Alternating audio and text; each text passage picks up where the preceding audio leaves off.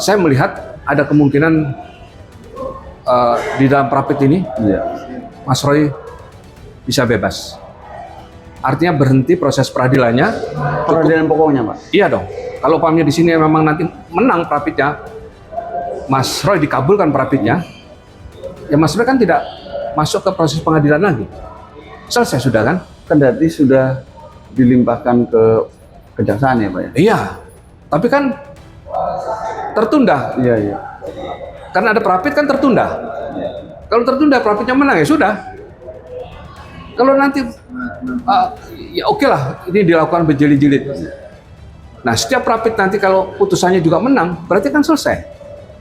Kemudian apa yang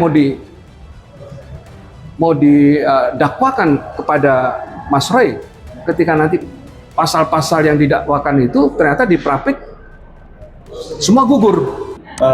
Tanggapan terkait sidang Pak Roy Suryo pra peradilan di PN Jakarta Selatan, beliau kan dimenangkan ya, Pak ya. Tanggapannya seperti apa, Pak, terkait dengan sidang? Oke, terima kasih. Putusannya kalau tidak salah kabul sebagian. Dikabul 3, Pak. Ya, kabul sebagian berarti ya. Iya, Kabul sebagian. Sejak awal ya, mungkin saya sedikit beda juga dengan beberapa teman yang ada di tim PH-nya ya. Itu kan ada yang setuju, ada yang tidak setuju gitu.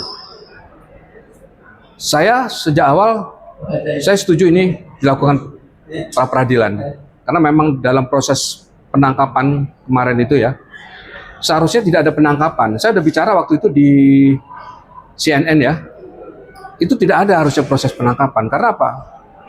Mas Roy dan Dr. Tifa itu wajib lapor loh, ya, dan kurang lebih selama 7 bulan wajib lapor itu.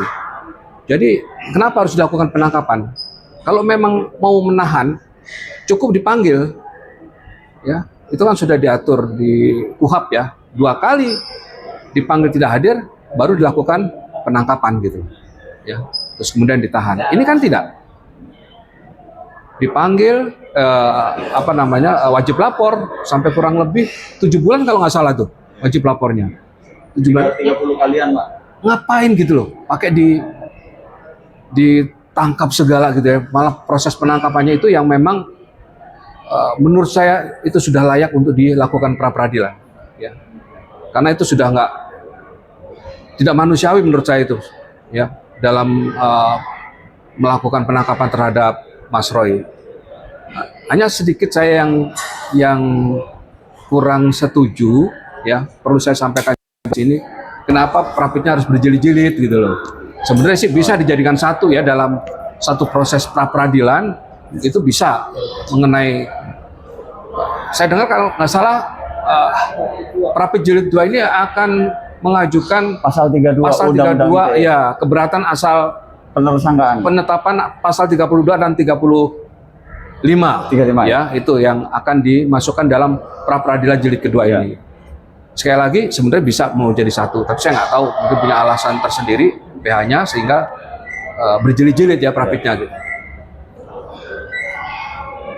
Ini nanti kalau memang terus dimenangkan oleh Mas Roy, tentu Mas Roy kan bebas.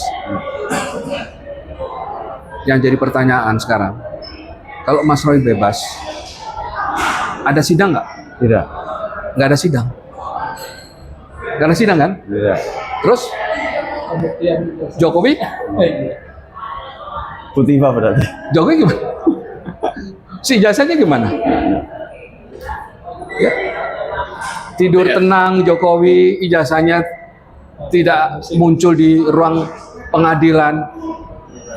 Inilah persoalan yang mestinya harus kita pikirkan. Ketika nanti Roy bebas, terus selama ini kita sudah bicara, sudah beberapa kali kita muncul membicarakan, ya, 1 tahun ada ya Mas Roy ya? Ada lebih, Pak. Ada 1 tahun ya? Ada ya? Kita membicarakan masalah persoalan ijazah ini, tapi terus kemudian dari hasil nanti Prapit ini dimenangkan oleh Mas Roy dan Mas Roy bebas, ya, berarti selesailah sudah. Tidak ada proses peradilan untuk dirinya Mas Roy itu sendiri. Saya nggak tahu nanti Dr. Tifa tanggal berapa? 9. Tanggal 9 besok itu Perlawanan. dalam acara perlawanan atau eksepsi ya, yang dilakukan nanti oleh PH-nya ya.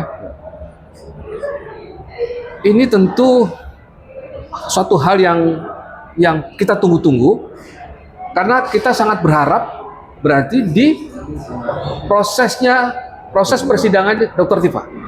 Kita sangat berharap di situ. Mudah-mudahan ya, kalau toh nanti putusannya juga bebas, tapi paling tidak hakim berani untuk meminta kepada jaksa menghadirkan Jokowi dan juga ijazah aslinya, ya kan, untuk dilakukan dalam proses pembuktian di ruang sidang. Nah, kalau ini nanti umpamanya tidak dilakukan, sama aja. Katakanlah sekarang di prosesnya Dr. Tifa ya, hanya mempersoalkan ijazah yang di-upload oleh Dian Sandi. Maka hakim di dalam nanti, saya yakin di dalam pertimbangan, kalau dia tidak menghadirkan ijazah Jokowi dan Jokowi, dia akan mempertimbangkan dengan ijazah yang di-upload oleh Dian Sandi dan kemudian dilakukan penelitian oleh Mas Roy dan Dr. Tifa. Kan hanya terbatas di situ. Nah, sekarang tinggal kita menunggu keberanian hakim. Hakim berani nggak nih untuk menghadirkan Pak Jokowi dan ijazahnya? Tentu melalui jaksa penuntut umum. Kalau ini nggak berani, selesailah sudah. Kalau dari prosesnya Mas Roy selesai, ini selesai, dua-duanya tidak bisa menghadirkan ijazah Jokowi, dua-duanya juga Jokowi tidak bisa hadir di ruang sidang, lalu apa yang bisa kita harapkan dari proses ini? Udah capek nih, kita udah setahun loh. Pak, kalau dari analisis Bapak, apa yang dilakukan oleh Pak Roy Suryo untuk melakukan pra peradilan yang berkali-kali ini, menurut Bapak apa yang sedang direncanakan oleh Pak Roy Suryo ini? Seperti Bapak tadi kan bilang, ini ketika pra terus potensi ada implikasi hukumnya adalah bisa bebas. Sedangkan pengadilan pokoknya itu kan nggak lanjut ya Pak, otomatis ya Pak? Nggak, bukan. Jadi bukan karena prapit yang dilakukan secara berjilid-jilid ini kemudian bisa bebas, tidak. Artinya saya melihat ada kemungkinan di dalam prapit ini Mas Roy bisa bebas. Artinya berhenti proses peradilannya. Peradilan pokoknya Pak? Iya dong. Kalau umpamanya di sini memang nanti menang prapitnya, Mas Roy dikabulkan prapitnya, ya Mas Roy kan tidak masuk ke proses pengadilan lagi. Selesai sudah kan? Kendati sudah dilimpahkan ke kejaksaan ya Pak ya? Iya. Tapi kan tertunda. Iya. Karena ada prapit kan tertunda. Kalau tertunda prapitnya menang ya sudah. Kalau nanti ya oke lah, ini dilakukan berjilid-jilid. Nah, setiap prapit nanti kalau putusannya juga menang, berarti kan selesai. Kemudian apa yang mau didakwakan kepada Mas Roy ketika nanti pasal-pasal yang didakwakan itu ternyata di prapit semua gugur. Dan itu bisa aja terjadi. Menurut Bapak efektif nggak Pak apa yang dilakukan, upaya hukum yang dilakukan Pak Roy dan penasihat hukumnya? Tentu kalau kita melihat dari efektif atau tidak efektif, itu kan bisa dilihat dari alasan secara hukumnya, ya. Kita kan nggak tahu nih. Yang lebih tahu kan PH-nya ini, ya kan. Mungkin ada beberapa alasan-alasan tertentu. Kalau kita bicara soal efektif waktu, tentu tidak efektif. Kalau menurut saya, tidak efektif. Kalau kita mau melihat dari segi waktu, ya. Tapi kalau ada pertimbangan hukum yang lain, menurut PH-nya bahwa ini akan secara hukum hasilnya akan efektif, ya bisa aja itu dilakukan kan. Tapi kalau menurut waktu, ya memang tidak efektif kalau menurut saya. Kalau berjilid-jilid. Bahwa menilai ini ada upaya Pak Roy untuk tidak masuk ke persidangan pokok atau seperti apa Pak dengan melakukan upaya-upaya hukum yang lain? Gimana? Menurut Bapak, apakah ini merupakan upaya Pak Roy Suryo untuk menunda, tanda kutip menunda ke persidangan pokok dengan melakukan pra peradilan atau seperti apa? Oh enggak. Saya tidak melihat itu. Saya tidak melihat itu. Hanya memang persoalannya memang banyak sekali yang sudah didapatkan oleh Mas Roy dan tim PH-nya, bukti-bukti pelanggaran ketika terjadi penetapan Mas Roy sebagai tersangka dan juga penangkapan Mas Roy. Gitu. Nah dari situlah Mas Roy berpikir untuk melakukan pra peradilan. Walaupun juga ya, ada beda sih memang antara penangkapan yang dilakukan terhadap Dr. Tifa ya dan Mas Roy kan jelas beda. Ya. Beda sekali. Pak, implikasi hukum dari Prapit yang katakanlah dimenangkan oleh Pak, dikabulkan tiga poin itu ya Pak, penangkapan, penahanan, dan satu lagi kan ada tiga kan Pak. Nah itu implikasi hukumnya apa sih Pak terhadap penanganan proses penegak hukum ini Pak? Kan ada yang salah berarti. Ada yang salah apa enggak? Iya. Ya seperti tadi saya katakan, kalau di proses penangkapan karena tim PH-nya Mas Roy mengajukan pra peradilan, ya tentu ada kesalahan di situ. Ya. Dan terbukti walaupun kabul sebagian ya, dan terbukti itu gitu. Ya. Nah nanti tinggal tim PH-nya Mas Roy ya, mengajukan rehabilitasi terhadap putusan ini, kan bisa diajukan rehabilitasi nanti. Nah kita sekarang tinggal menunggu sidangnya Dr. Tifa dalam acara perlawanan atau eksepsi ya. Jadi nanti kita sama-sama hadir sana, insya Allah. Mudah-mudahan saya nggak ada keperluan atau hal-hal yang sangat mendesak yang tidak bisa saya hadir ke sana. Mudah-mudahan saya bisa hadir ke sana, insya Allah. Saya akan ikuti sidangnya Dr. Tifa dan Bonatua Silalai ini. Karena ini penting buat saya pribadi penting dan buat masyarakat Indonesia penting. Pak, satu lagi Pak, terkait dakwaan-dakwaan yang terakhir terkait dakwaan-dakwaan kemarin yang dilakukan oleh jaksa kepada Dr. Tifa, banyak sekali kalimat-kalimat yang diulangi ya, seperti misalnya dari ajudannya Pak Jokowi yang kemudian memberikan link kepada Pak Jokowi. Apakah nanti itu Bapak melihat apakah akan ada upaya dari situ kemudian yang dipanggil nanti ajudannya bukan Pak Jokowi, karena ajudannya lah yang kemudian disebutkan berkali-kali oleh jaksa dalam persidangan kemarin? Ya tentu dong, kalau dia sudah diperiksa sebagai saksi, ketika nanti di persidangan harus dihadirkan. Ya, harus dihadirkan. Persoalannya sekarang adalah saksi yang konon katanya berjumlah 130 orang. Ya. Kemudian data yang diterima oleh PH-nya Dr. Tifa menjadi 90. Yang 40 itu kemana? Itu kan pertanyaannya. Ya. Kalau memang dari penyidik ya, dari penyidik pada waktu menyidik ini ya, kasus Dr. Tifa ini ya, mendelete yang 40 itu menjadi 90, ya nggak apa-apa. Berarti kan yang 40 itu memang tidak ada.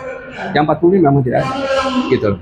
Tetapi ketika ini belum di-delete oleh mereka, masih masuk daftar ya, yang 130 saksi itu masih masuk di daftar yang diajukan ke jaksa, maka si PH-nya Dr. Tifa wajib protes. Kenapa kok ini tinggal 90? Oke. Ya, kecuali memang sudah di-delete ya yang 40 itu. Tapi kalau belum ya wajib protes. Dan itu nanti di dalam proses pemeriksaan saksi itu harus diungkap. Yang 40 orang itu kemana? Itu harus diungkap. Tidak bisa tidak diungkap, harus diungkap. Oke. Sekali lagi, boleh nggak Pak? Kata Kemarin- pertanyaan terakhir tadi. terakhir sekali. Satu lagi Pak. Kemarin banyak sekali dari kejaksaan itu menyampaikan bahwa Roy Suryo ya. Ini adalah link dari Roy Suryo menyampaikan. Padahal kita tahu kemarin yang menjadi di pengadilan yang disidangkan itu adalah Dokter Tifa. Apakah secara hukum memang dibenarkan seperti itu atau seperti apa, Pak, melihatnya? Ya, itu yang menyampaikan siapa? Jaksanya. Jaksanya, ya jaksa mungkin punya alasan tersendiri ya, kenapa menyampaikan ini dari Roy Suryo, ya kan? Atau ini berkaitan dengan Roy Suryo. Ya. Tentu pertimbangan hukum tersendiri yang jaksa buat ya, sehingga keluarlah informasi-informasi seperti itu ketika sidang yang kedua ya kalau nggak salah ya. Yang pertama kemarin. Sidang pertama. Sidang yang berapa sih udah nih? Baru yang kedua baru besok ini Pak. Oh, kedua baru besok ya? Iya. Oh iya ya. Kemarin Betul, baru betul. dakwaan jaksa. Iya. Oke benar-benar. Yang pertama kemarin itu ya. Iya. Ini nanti tanggal 9. 9 Ini yang kedua. Iya. Ya, nggak ada masalah sepanjang itu mempunyai artinya gini, jaksa kan mempunyai argumentasi hukum. Iya. Jaksa mempunyai analisis hukum yang dibuat oleh mereka menjadi sebuah dakwaan. Ya, jadi ya nggak masalah, sah-sah saja karena itu soal nanti bagaimana proses kelanjutan, apakah dakwaan jaksa ini diterima seluruhnya oleh hakim atau tidak, ya, atau semua tertolak, ya itu nanti tinggal menunggu aja bagaimana hakim membuat satu pertimbangan untuk memutus satu perkara Dokter Tifa ini. Ya mudah-mudahan sih,